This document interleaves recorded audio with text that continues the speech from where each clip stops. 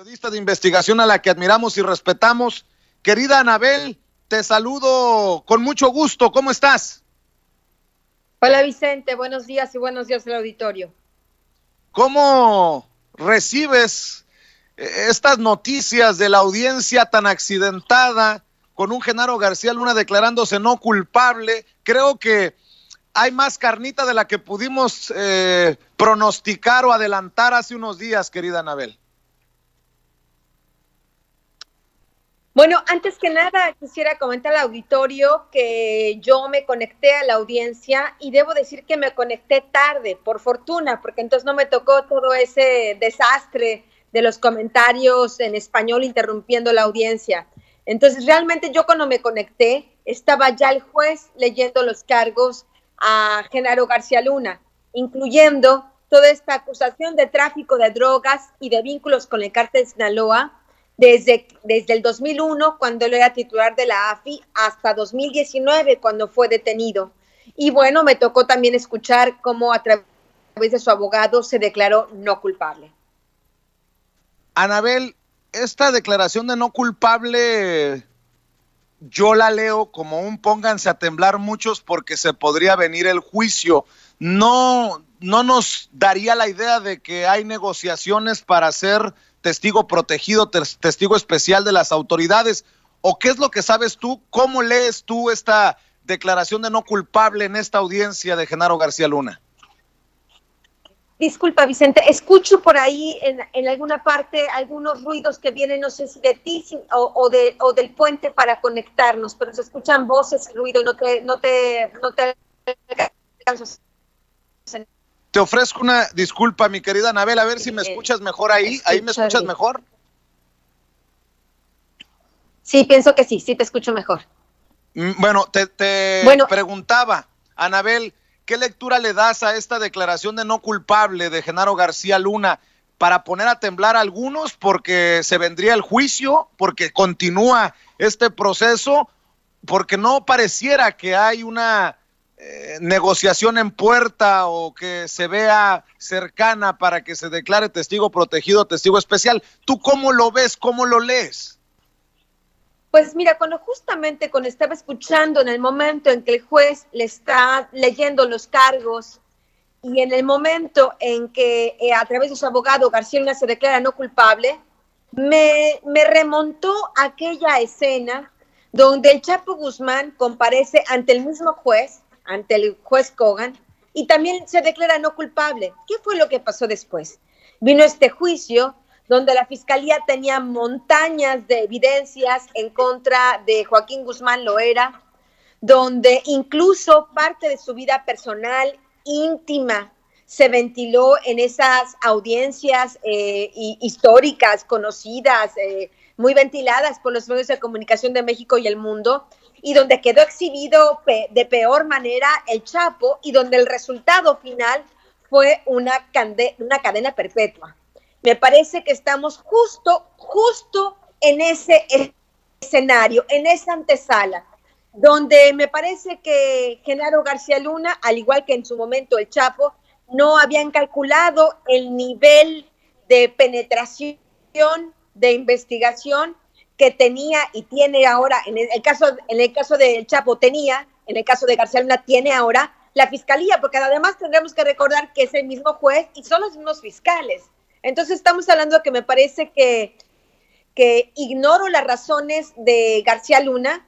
Me parece que entiendo, de acuerdo a lo que yo sigo investigando, que es que negociando tampoco tiene muchas opciones, porque la negociación no sería aún después de ser servidor público, porque se trata de una empresa criminal continuada, donde los delitos no habrían sido solo cuando fue servidor público, sino del 2012 a 2019, en lo que es la fase de lavado de dinero, de reciclar dinero proveniente del crimen organizado, sobre todo reciclarlo en Estados Unidos, porque independientemente de las investigaciones que tenga la Unidad de Inteligencia Financiera en México, que son muy, muy importantes, el lavado de dinero de García Luna lo hizo en Estados Unidos, así que me parece que se llevaron una sorpresa, incluso tal vez sus amigas su gente muy cercana, sus amigos, tal vez se lleven una sorpresa de hasta qué nivel de intimidad puede llegar las investigaciones de este tipo, como ocurrió incluso en el caso de El Chapo Guzmán.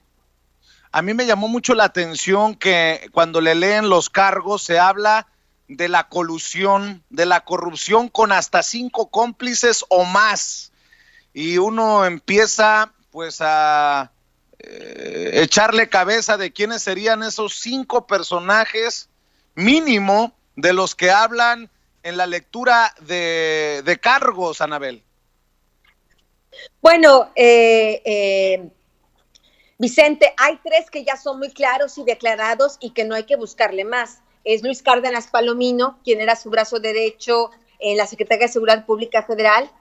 Está Ramón Pequeño, que es parte de sus coacusados, que también fue un alto mando en la Secretaría de Seguridad Pública Federal y después un alto mando cuando estuvo el sexenio de Enrique Peña Nieto. Fue a Ramón Pequeño a quien se le escapa, supuestamente se le escapa, sabemos ahora que no, que lo dejó salir, el Chapo Guzmán. Y tenemos a un hombre, a un policía que será sin duda alguna un testigo clave, que es Iván Reyes Arzate, que fue detenido en el 2017 y que finalmente es la punta de lanza con la cual el gobierno de Estados Unidos comienza a cerrar, a concluir una investigación que llevaba ya años. Yo te he comentado que particularmente al menos desde el 2014 estaba ya esta investigación contra García Luna en ciernes, ya abierta, ya comenzada en Estados Unidos por parte de la Agencia Antidrogas. Entonces, al menos están estos 3.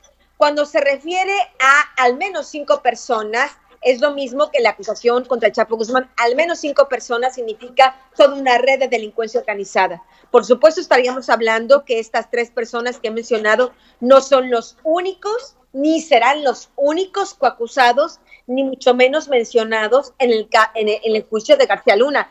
Vendrán muchos otros. Facundo Rosas, Armando Espinosa de Benito, Gerardo Garay Cadena y muchísimos otros. Lisette Parra, esta mujer muy íntima, muy amiga, muy ligada, muy ligada, de mucho afecto con García Luna, de la que hoy nadie habla, que durante muchos años fue la encargada de comunicación del secretario, que después la nombró en un puesto mucho más importante como subsecretaria de la Secretaría de Seguridad Pública Federal, de la cual ni sus luces, calladita, pienso que ella cree que se ve más bonita, pero definitivamente es una mujer que está en serios problemas.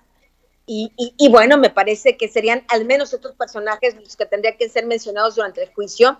Y por supuesto, eso por decir de la parte de la Secretaría de Seguridad Pública Federal. Sin duda alguna saldrán nombres de importantes militares que estuvieron ahí bajo el mando de Felipe Calderón como presidente de la República, incluyendo incluso a Galván, el entonces secretario de Defensa Nacional, que también mandaba saludos al Chapo Guzmán y al Mayo Zambada a través de otras personas, saludos del presidente Felipe Calderón, como lo narra el propio Vicente Zambada Niebla en su diario, el cual publicó en el libro El Traidor. Y por supuesto estará sin duda alguna el nombre de Felipe Calderón Hinojosa, que se antoja ya inevitable. Me parece que esta estrategia de Genaro García Luna será al final de cuentas fallida, si él está pensando que de este modo puede salir adelante. Anabel, el director de la Unidad de Inteligencia Financiera de México, Santiago Nieto, en el seminario sobre la violencia y paz organizado por el Colegio de México, ha señalado que empresas en Panamá vinculan a García Luna con Medina Mora. Que no se nos olvide tampoco el exministro de la Suprema Corte de Justicia de la Nación y exprocurador general de la República, Medina Mora, porque, y fíjate que lo voy a citar textualmente, dice Santiago Nieto: nosotros llegamos a Genaro García Luna con la investigación de Medina Mora. Aseguró que agentes de la DEA, cito textualmente, abro comillas, me dicen que busquemos la relación entre Genaro García Luna y Medina Mora, que después se pelearían al inicio del sexenio de Felipe Calderón. Y sigue la mata dando, déjame ponerlo de esa manera, querida Anabel. Bueno, pues sí, Vicente, definitivamente el tema de Medina Mora es importante porque en su momento fue, como sabemos, el primer procurador general de la República con Felipe Calderón, y es a él a quien le llegan las primeras declaraciones ministeriales de narcotraficantes, donde involucraban directamente a Luis Cárdenas Palomino, Gerardo Garay Cadena, Facundo Rosas Rosas y García Luna. ¿Quién le habrá ordenado a Medina Mora no dar trámite a estas informaciones? ¿Fue él de mutuo propio? ¿Fue el presidente Felipe Calderón? El tema es que, y yo abundaría un poco más, realmente el trabajo de la Unidad de Inteligencia Financiera ha hecho un trabajo muy importante y bueno, no solo es una red financiera que llega a Eduardo Medina Mora, sino también involucra a Luis Cárdenas Palomino y a Ramón Pequeño, porque de una u otra manera estos cuatro personajes, Genaro García Luna, Luis Cárdenas Palomino, Ramón Pequeño y Eduardo Medina Mora, utilizaban empresas, al menos una de las empresas era similar en el esquema de ellos, era la misma, me refiero, en el esquema de ellos para el lavado de dinero. Y me parece que es ahí donde es un punto importante de aportación fundamental de las investigaciones de la Unidad de Inteligencia Financiera para la Fiscalía de Nueva York, seguramente. De hecho, habrá que recordar que el 2 de octubre pasado, el fiscal mandó un nuevo escrito a la Corte diciendo que ya eran 189,000 documentos de pruebas en contra de Genaro García Luna, 189,000 y todavía lo que se acumule hasta el 7 de diciembre y lo que se acumule hasta que se fije finalmente la fecha del inicio del juicio. Además, en este documento están diciendo que todavía están esperando que les llegue información de otros países sobre empresas y cuentas bancarias de este hombre, Genaro García Luna. Anabel, déjame rascarle un poquito a este tema, porque dice Santiago Nieto que la Unidad de Inteligencia Financiera encontró empresas constituidas en Panamá que relacionaban a Medina Mora con García Luna. Cito textualmente: nosotros encontramos entonces la red de corrupción de una empresa constituida en Panamá en 2005 y que empezó a operar hasta 2011 y que tenía ganancias por 3,600 millones de pesos, y otra empresa que era de García Luna, además de dinero enviado a Letonia, Tel Aviv, Panamá y Estados Unidos para pagar el nivel de vida de García Luna. Anabel, el crimen organizado reflejado, enquistado en las altas esferas del gobierno de México. Cuando hablamos de crimen organizado, cuando hablamos de narcos, cuando hablamos de estas cosas, pensamos en la sierra, en el Triángulo Dorado, en Tamaulipas, qué sé yo. Pero lo que está diciendo Santiago Nieto, con dinero que se envía a Letonia, Tel Aviv, Panamá y Estados Unidos, me suena pues a cualquier película de esta de la mafia rusa o de la mafia italiana, bueno, en este caso la mafia mexicana, y desde las altas esferas del poder.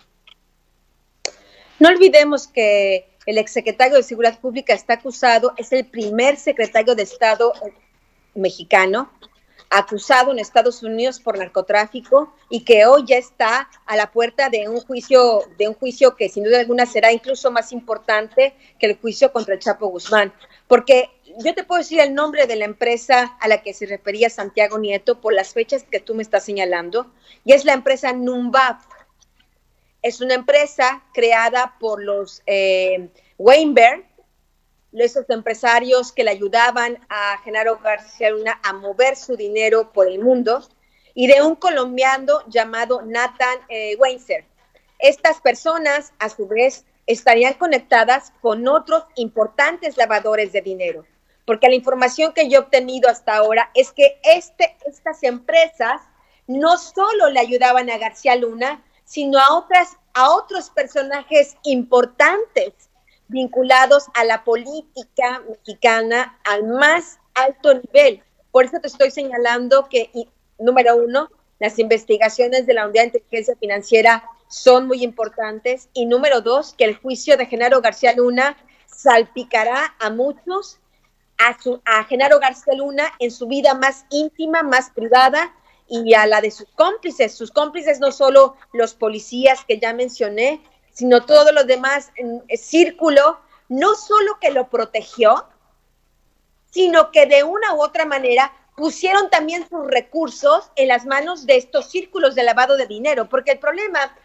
Vicente, y esto para mí es fascinante, es un poco lo que ahora en particular estoy investigando, es justamente cómo se crean en el mundo diversas empresas fantasmas, porque no son empresas que realmente den servicios concretos, sino se dedican únicamente un poco a empresas fachada, que cuando tienen que simular, subcontratan otro tipo de empresas, pero en sí mismas, por sí mismas, no es que tengan empleos, no es que tengan nómina, no, etcétera, etcétera.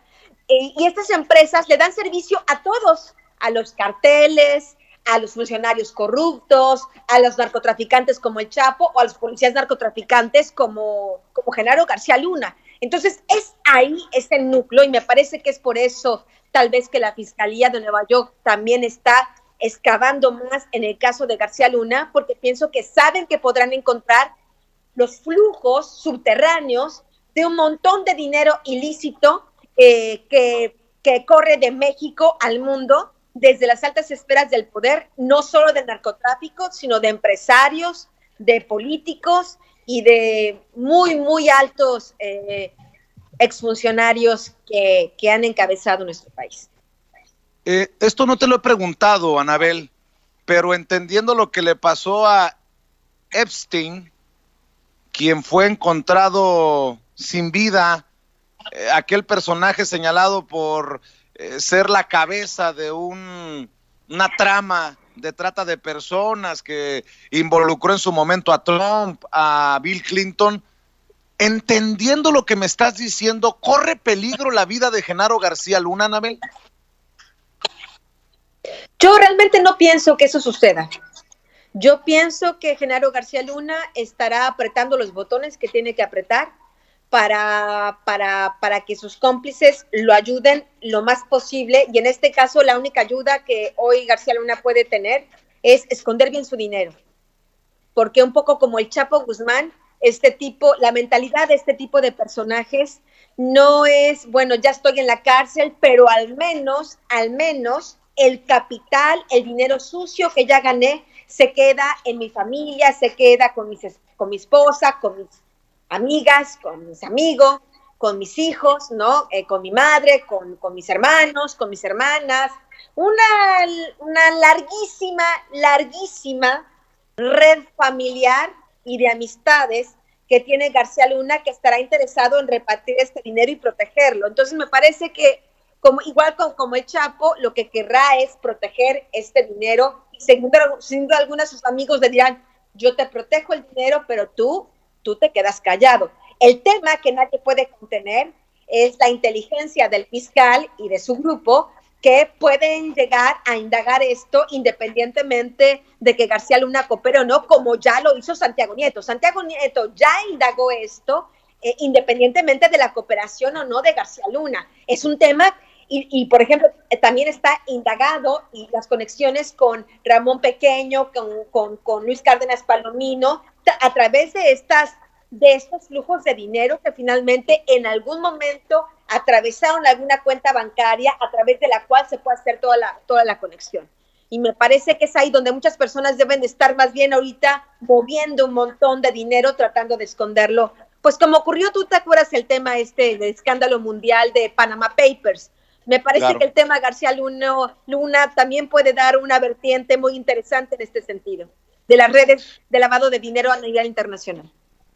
Anabel, ya decía yo que la visita del director interino de la DEA a México hace unos días no era mera coincidencia, que así había pasado con el procurador Barr, que vino a México y después se da la captura de Genaro García Luna. ¿Tú qué sabes si es que se maneja algo en tus círculos, entre tus contactos? Porque la revista MX, y la tengo que citar, menciona que una de las prioridades en la visita del jefe de la DEA era mostrar a Alejandro Gertz Manero, el fiscal general de la República, evidencias que tiene el gobierno de Estados Unidos contra Genaro García Luna. ¿Qué es lo que se comenta en los pasillos de la Fiscalía General de la República? ¿Tú sabes algo acerca de esta visita del director interino de la DEA, la Agencia Antinarcóticos de Estados Unidos, a México hace unos días? ¿Te sonaría descabellado que sea para esto? La verdad no tengo idea, Vicente, honestamente no tengo idea. Lo que sí te puedo decir es que la Fiscalía General de la República está muy lenta en el tema del caso de Genaro García Luna. Tenemos que señalar, recordar al auditorio que mientras García Luna ya está ahí en el casi ya en el estrado del banquillo de los acusados, donde tiene esta acusación penal gravísima, realmente escandalosa. Yo creo que es un tema del que se debe hablar y discutir hasta qué nivel el Estado mexicano había participado y sido cómplice de los carteles de la droga, en este caso el cártel de Sinaloa. Me parece que es un tema escandaloso, realmente de preocupación nacional, sobre todo porque muchas de estas personas vinculadas a García Luna, del círculo de García Luna, de Luis Cárdenas Palomino, de todos estos, siguen ahí vigentes en México, muchos de ellos en posiciones clave, incluso en la propia Fiscalía General de la República, o como jefes policíacos en diferentes estados de la República, incluyendo el Distrito Federal. Entonces estamos hablando de una situación delicada porque no es que el tema de García Luna está ahí y basta, no, su red sigue vigente en México y eso es lo que preocupa. Y me parece que lo que sí es claro es que la Fiscalía General de la República ha sido muy lenta. No hay en México realmente una orden de aprehensión contra García Luna porque apenas la Fiscalía está integrando el expediente en base al trabajo, a la denuncia penal que presentó Santiago Nieto desde diciembre pasado. Lleva todo este tiempo la Fiscalía dándole trámite a esta denuncia penal para ver si realmente la archiva o la convierte en averiguación previa y pide al juez que le dicte orden de aprehensión contra Genaro García Luna y sus cómplices. Estamos hablando realmente de un proceso lento, sobre todo por la magnitud y la importancia de las pruebas que ya aportó Santiago Nieto. Anabel, un par de cosas y no quiero abusar de tu tiempo, pero es importante que le demos claridad a la gente que nos confía en Sin Censura. Con la lectura de cargos de Brian Cogan desde Estados Unidos, se da luz tal vez a uno de los sexenios o de los tiempos, de los años más oscuros en la historia de México. Dice el juez que le están presentando cargos a Genaro García Luna por traficar droga a Estados Unidos desde que era secretario de Seguridad Pública, desde que tenía la confianza, desde que tenía el poder en el gobierno de Calderón, pero también señala que continuó traficando hasta el 2018. Oye, entonces esto ocurrió no solamente, pensaríamos mucho, con la anuencia, la complicidad de Felipe Calderón, sino también en tiempos de Peña Nieto, hasta el 2018. Esto es una barbaridad y yo quiero que nos des esa reflexión sobre lo que significa, porque hablamos de García Luna y entendemos que estamos hablando de algo oscuro, de algo feo, pero es horroroso lo que nos lee en los cargos contra Genaro García Luna el juez Brian Cogan.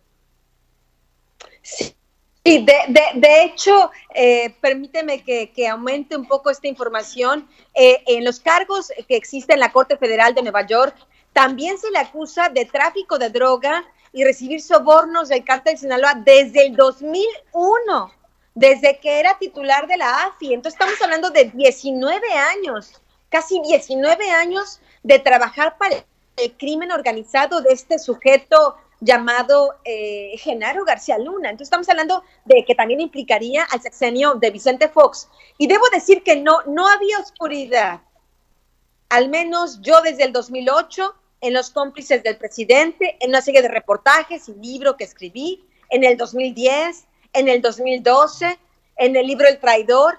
Hay una línea constante que es mencionar estos vínculos de García Luna con el crimen organizado.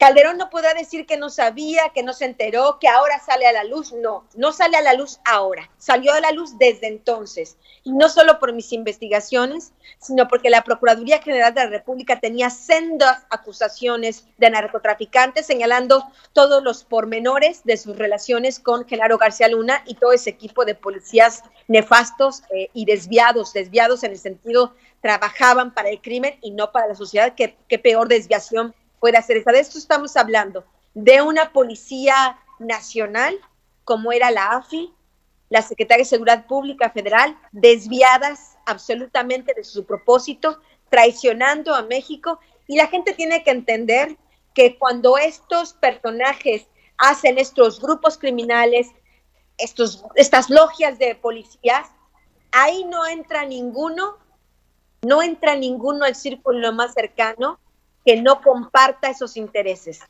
Por eso, repito, señalo que el problema no ha terminado, porque tenemos a muchos de este círculo cercano que compartieron durante todo ese tiempo esos intereses y que aún están en áreas claves, tanto del gobierno federal como los gobiernos estatales. Y eso es lo grave, porque esto no ha terminado.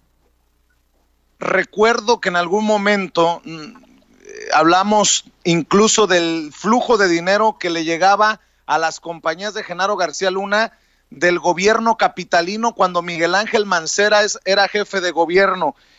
Me dejó, pues para ser sincero, pasmado la declaración que haces, que el juicio de Genaro García Luna sería más importante que el del Chapo Guzmán. Si al del Chapo Guzmán le llamaron el juicio del siglo, este sería aún más importante, dices.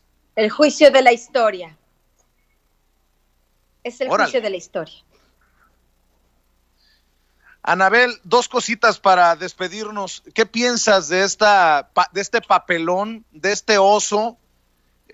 Dice el juez Brian Cogan que desafortunadamente hubo indisciplina de la prensa mexicana. Dice, voy a pedir a los participantes mexicanos una vez más que silencien sus micrófonos, que los pongan en silencio. Así advirtió a los representantes de la prensa mexicana, pues presuntamente eran ellos quienes impedían comenzar el juicio.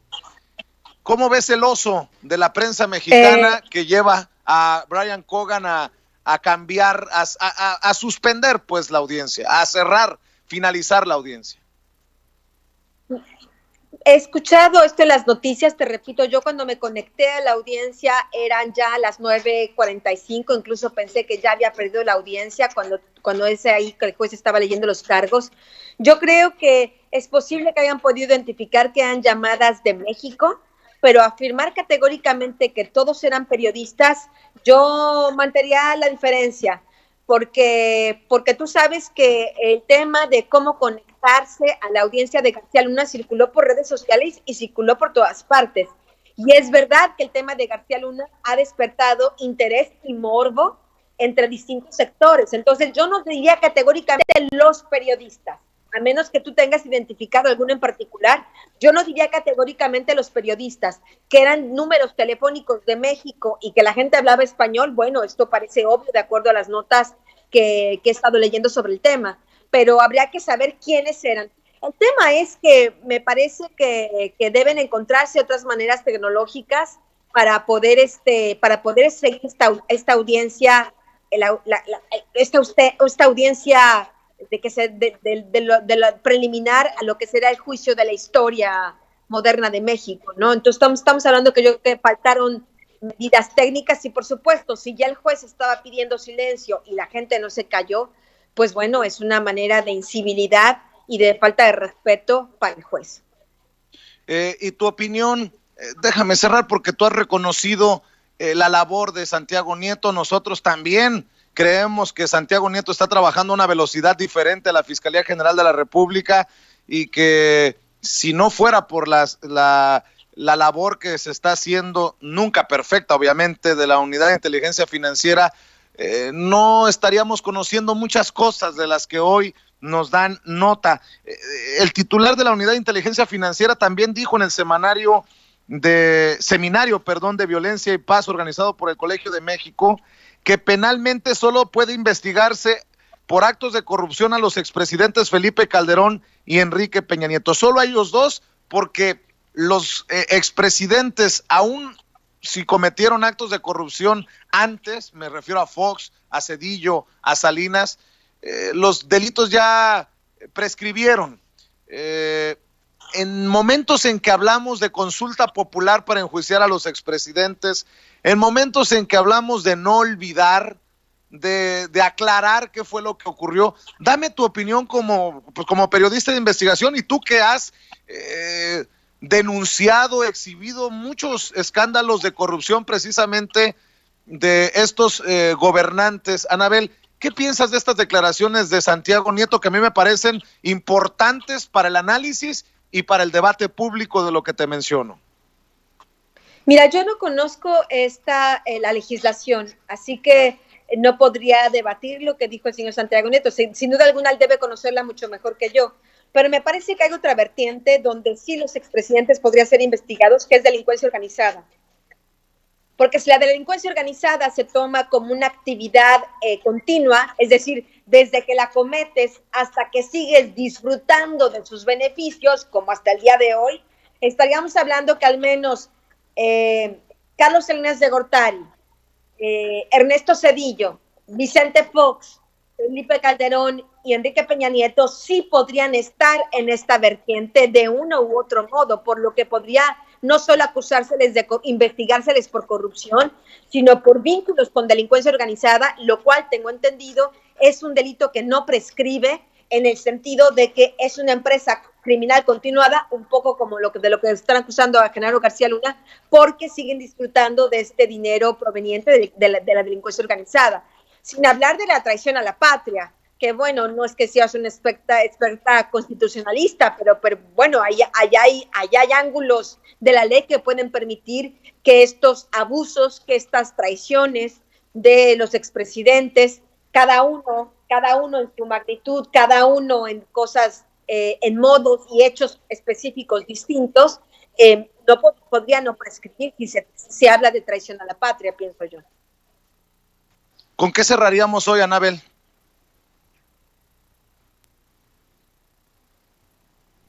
Querida Anabel, ¿con qué cerraríamos hoy? Desafortunadamente se ha perdido la comunicación con Anabel Hernández. Bueno, pues despedirnos de Anabel agradeciéndole siempre su generosidad con Sin Censura.